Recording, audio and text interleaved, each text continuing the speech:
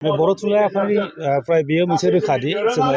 माने 6 जन'गोष्ठीनि ट्राइबेलनि मादाव जेब्लाबो जोंहा बेयाव सापर्ट गैया सुबुरुन गैया आरो बेनि अनगायै जों गसंथायो। सर माखासे सरकारनि जिहेतु बिपिएफ जा सरकाराव थानाय बिटिसि सरकार थानाया सिगाङाव एनअसि होनायनि उनावबो गोदान एनअसि हरफिननायनि बाथ्रा माखासे बुंनायखौ जों नुनो मोनो। जोङो दा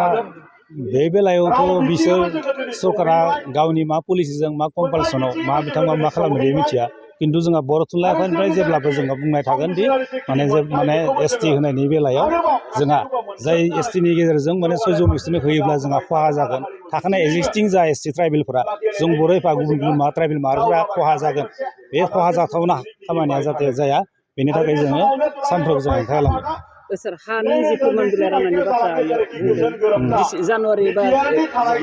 जोंहा बर' थुनलाइ आफादनि मोनसे केबिनेट मोनसे जथुम जादोंमोन जों बे केबिनेटजों बिबानगिरि जथुमाव जों बे रोखायै सावरायनाय जादों जे जाहाथे बिटिआर सरकारा जाहाथे हानि जा माने फोरमानलाइ बेखौ राननायनि आगोलावनो हानि पाट्टाखौ राननायनि आगोलावनो जाहाथे माहारियारि फसंथानफोरजों बिथाङा सावरायना लायो माने बिटिसि सरकारा सावरायना लायो बेखौ जोङो खावलायगोन आरो बेखौनो बिथांमोननिसिम मोनसे मेसेज महरै खौरां महरै दैथायहरनो थाखाय दाखालि जोंनि बिबानगिरि मेलाव ग्रन्थ लानाय जादों। बे फोरोंगिरि थिसननायनि बेलायाव माने जोंहा बे मोनसे बर' थुनलाइ आफादनि बा बर' फरायसा आफादनि मोनसे स्टेन्डिं मोनसे डिमान्ड बियो जोंहा जेब्ला बिटिआर सरकार जादोंमोन बेयाव जिथुनाखि बिटिआरनि हालामाव सिङाव जिमानखिनि जोंहा माने मा फोरोंगिरि थिसननानै माने मासि नांगौमोन लांदां जाना दंमोन बेखौ थिसननाय होनानै बिटिआर सरकारनि गेजेराव माखासे